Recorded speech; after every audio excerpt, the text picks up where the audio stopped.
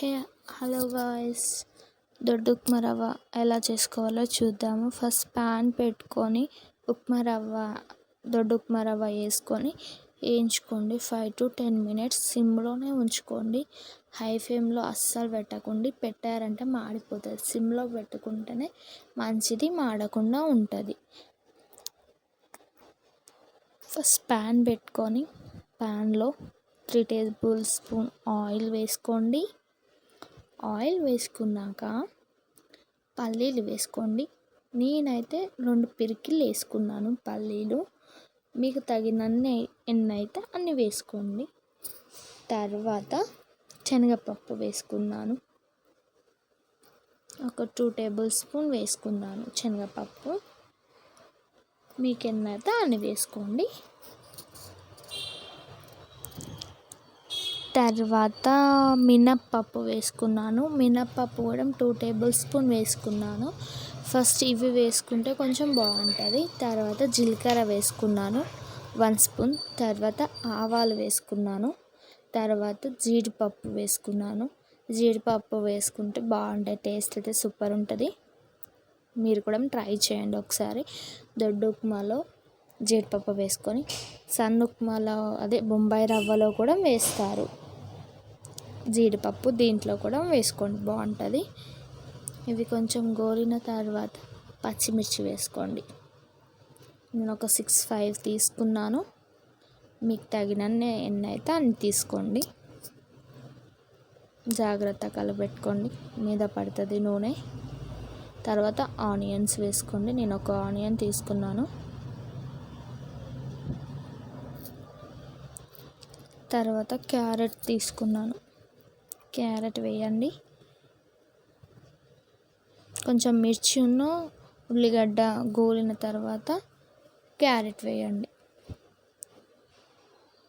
ఈ క్యారెట్ మిర్చి ఇవన్నీ గోలిన తర్వాత టమాటో వేయాలి. కరివేపాకు వేసినాక కొంచెం టమాటా వేసే ముందు కరివేపాకు వేసామంటే కొంచెం స్మెల్ కూడా బాగా వస్తుంది, మంచిగా ఉంటుంది. తర్వాత టమాటో వేయాలి.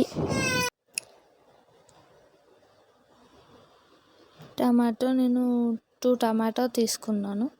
మీకు ఎన్నైతే అన్ని వేసుకోండి. కలబెట్టండి బాగా. టమాటాలు ఉడికిపోవాలి, మంచిగా ఉడకపోవాలి టమాటో. చూడండి ఉడికింది. ఇంకొంచెం ఉడకడానికి సాల్ట్ వేసుకోండి. కొంచెం అంటే మీకు తగినంత. మళ్ళీ వాటర్ పోసుకున్నాక సరిపోకపోతే మళ్ళీ సాల్ట్ వేసుకోండి. ఇప్పుడు అన్నీ వేసినాక సాల్ట్ వేసామనుకోండి, మంచిగా ఉడుకుతాయి. టమాటో కానీ, క్యారెట్ కానీ, ఆనియన్స్ కానీ, మిర్చి కానీ అన్నీ ఉడుకుతాయి. సాల్ట్ వేసుకున్నాక ఒక 5 minutes తర్వాత అవి ఉడికిపోతాయి. ఉడికిపోయిన తర్వాత వాటర్ పోసుకోండి. మీకు తగినన్ని వాటర్ పోసుకోండి. నేనైతే 2 glasses తీసుకున్నాను. 2 glassesకి 5 glasses పోసాను వాటర్ అయితే. అంటే దాంట్లో కొంచెం ఎక్కువనే పోయాలి వాటర్ అయితే. 1 glassకి 2 glasses పోసినా ఏం కాదు, 2.5 పోసినా ఏం కాదు.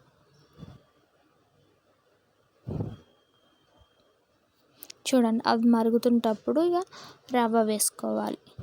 రవ్వ వేసుకొని తొందర వేసేసుకొని కలపెట్టాలి.